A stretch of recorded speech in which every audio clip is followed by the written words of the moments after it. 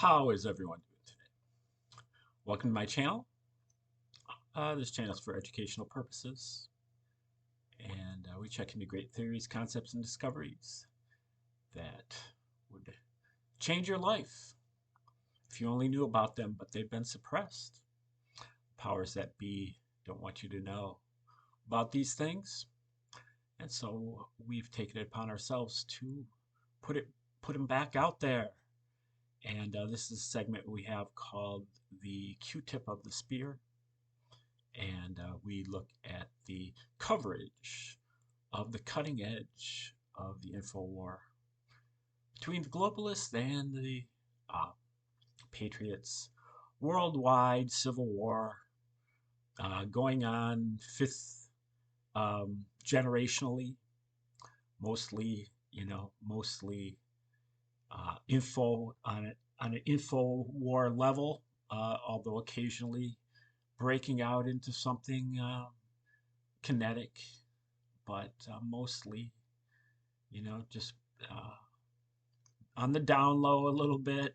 Most people don't even know that it's even going on yet, and it's already over. The Patriots have won the war, and what you're watching right now is the mop up uh, at the end, um, and for the consumption of the people that have been asleep or aren't aware of the events yet. So we're watching reenactments of events that have occurred already. Um, but most people are starting to figure that out, and um, you know, but I don't really see that a lot of people are figuring it out and doing something about it. Meaning they continue to stay engaged and kind of trying to figure out what's going on, where it's really like impossible to figure out what's going on because the psyops are so hot and heavy and absurd, and they're not for us. They're for a different audience, and so they're basically an insult to our intelligence, but they are on the right wavelength for different groups of people to understand. Not to say that these other groups of people are less intelligent. It's really, this is a situation that doesn't really have to do with intelligence. It has to do with whether you're in a trance or not. And it turns out that both sides of the Civil War are in a trance. One of them is kind of a more major trance than the other, and more all encompassing. But they're both equally as trancy. They're as um, equally can keep you in the dark about things because you're it's exactly like the opposite of intelligence. You're not able to use your intelligence because it's being blocked off by this state of mind that is kind of like a lack of a state of mind. It's a kind of like a robotic or unconscious uh, uh, set of gestures or movements that you slip into due to various incantations. Now, for the leftists, the globalists, and their minions, those incantations generally have to do with the commander in chief. And so these are like TDS, or sometimes maybe right wing, um, some right winger, or maybe Elon Musk or Robert F. Kennedy, even somebody in the administration or close to the administration who is seen as being the enemy. It's mostly the commander in chief.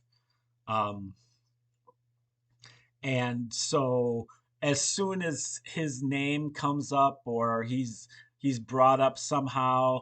These people, you can see the furrowed brow, and they get upset, and they stop making sense.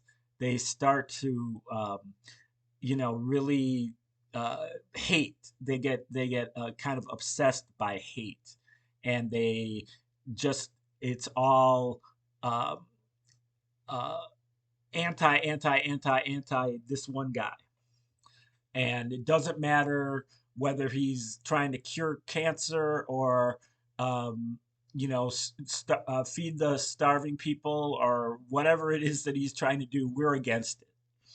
Doesn't matter what he's doing, we're against it.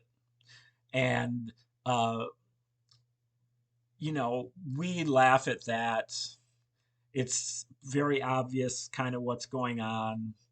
There have even been psychologists who have, made an official, diagnosis of this, and it's very common.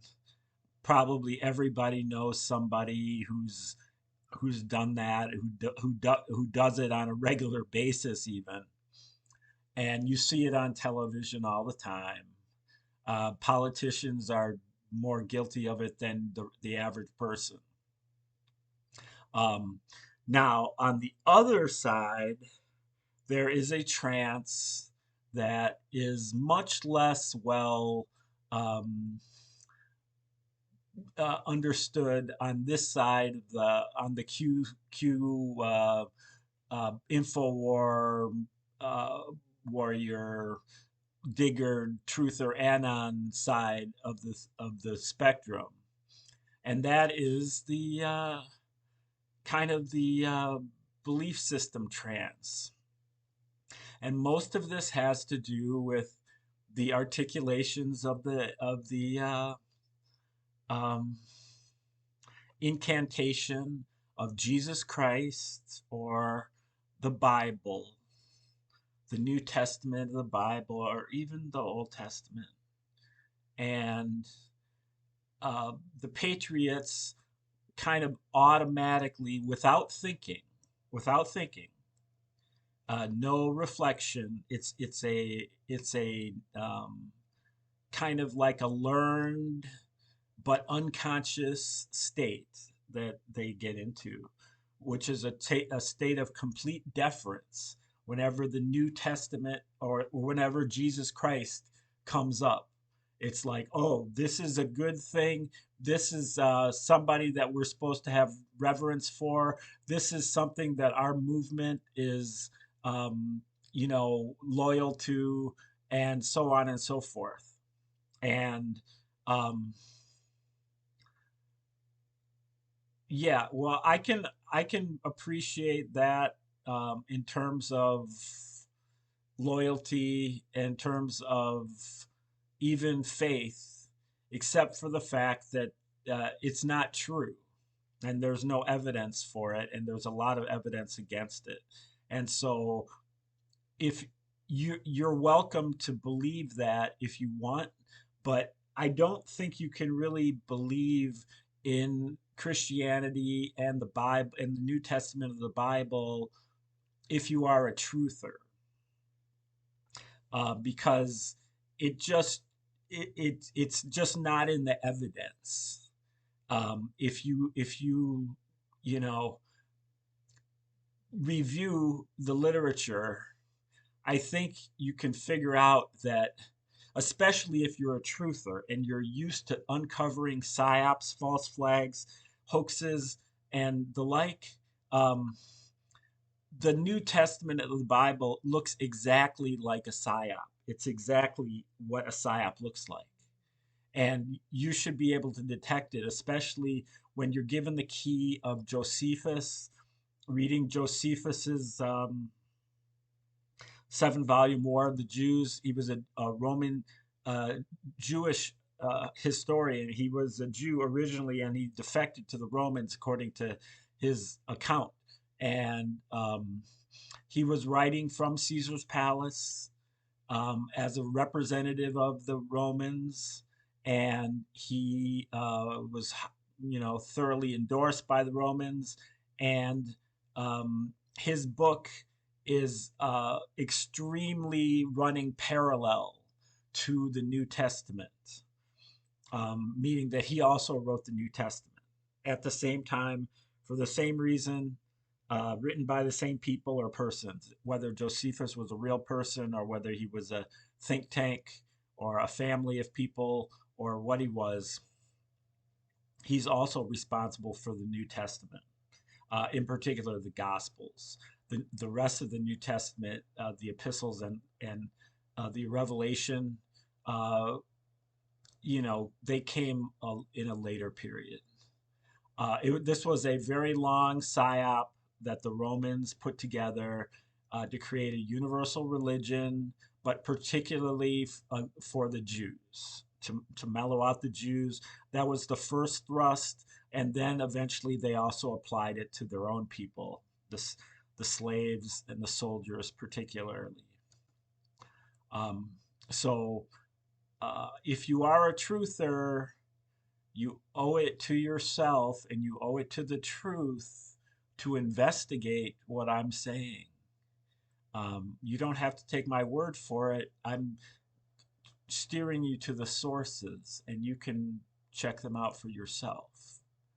Um, and if you can provide me with evidence to the contrary, I would be happy to hear it. But I just haven't heard any, and I've been talking about this for quite some time.